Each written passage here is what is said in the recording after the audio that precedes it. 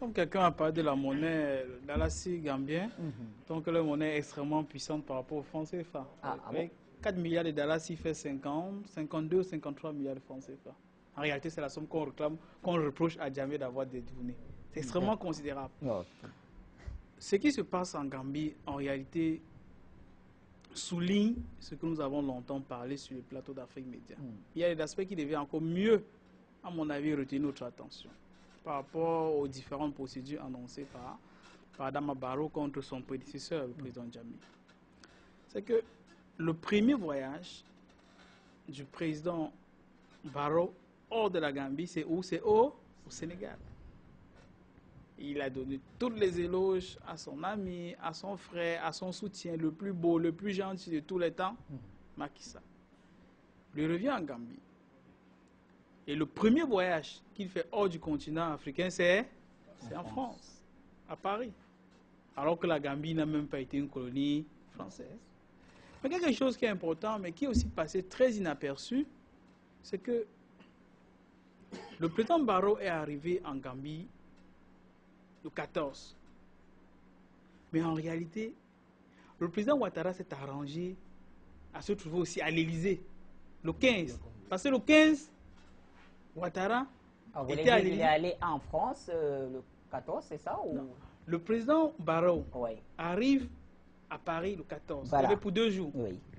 Mais ils se sont arrangés avec le président Ouattara parce que curieusement, le 15, quand Hollande reçoit Adama Barrow, il savait que Ouattara est aussi à l'Élysée.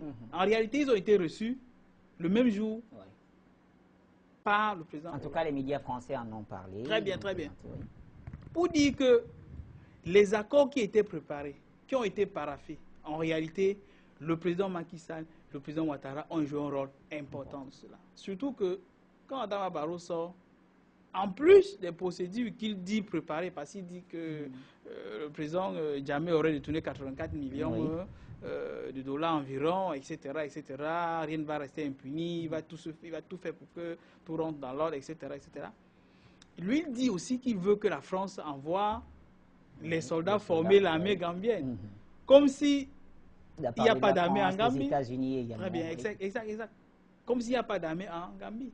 Alors que, au même moment, il dit qu'il a besoin d'un plus grand nombre de soldats sénégalais en Gambie. Pour dire quoi? Et je crains beaucoup, comme un téléspectateur l'a si bien dit, que d'ici quelques années, nous apprenons que la Gambie est en train d'entrer dans le franc CFA pendant que d'autres États africains sont en train de se battre pour sortir du franc CFA. Le président gambien ne suit que la feuille de route. Il faut détruire les exemples. Il faut détruire les mythes qui donnent l'impression que l'on peut résister à l'Occident. En accentuant la présence des militaires et d'instructeurs militaires sur le sol gambien, qu'est-ce qui les rebute? Mais il faille que les éléments que Yahya Jammeh a laissés en place, que l'on soit on les met de côté, soit qu'on change la doctrine militaire. Vous savez, toute doctrine, la doctrine militaire russe n'est pas la même que la doctrine militaire américaine. Il faut changer la grande doctrine militaire. Il faut l'orienter dans le sens des personnes qui vont se coucher devant les intérêts de la France. Et vous avez vu que quand Jammeh arrive, quand Barrow est arrivé, le chef d'état-major, il a fait arrêter, il a enlevé, il a envoyé plus tard, le chef de renseignement, il a arrêté, le renseignement militaire. Tous ces gars qui constituaient l'ossature sécuritaire de la Gambie, on les met en haut d'état de nuit. Ça veut dire qu'on redoute que quelque chose puisse se passer. Mais si on les redoute, c'est parce qu'on se dit que les mesures qu'on va prendre risquent d'être contre ce que le peuple veut ou ce que le peuple attend d'un nouveau gouvernement.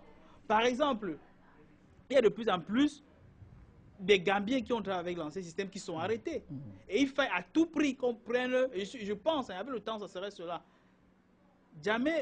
Barrow a dit qu'il est là pour un seul mandat. Et je pense qu'à terme... 3 ans. Oh oui, un mandat de 3 ans. Très bien. Il écoute même son mandat. Je pense qu'à terme, vous verrez Bachir, d'ici 5 ans ou même 10 ans, vous entendrez que Fatou Bensouda va revenir être candidat en Gambie et que l'exposition va être Rien n'est impossible. Rien n'est impossible. Oui, pour qu'elle puisse. Parce que en réalité, c'est cela. On veut faire comprendre au président africain que personne ne peut nous rester sur le chemin. Et Luc Michel a bien fait de le souligner tout à l'heure. Ou bien aura des très très grandes pressions parce que le Sénégal va s'apprêter avec la Côte d'Ivoire pour monter le dossier contre Jammeh au niveau de la CPI. Et on fera tout pour que Obiang puisse extrader Jammeh à la CPI. Je vais dire, pour sortir, que tout ce qui est en train de se passer, pour des personnes qui pensaient que non, on n'aimait pas seulement Barrow, les masques sont en train de tomber, qu'en réalité, il n'est là que pour servir les intérêts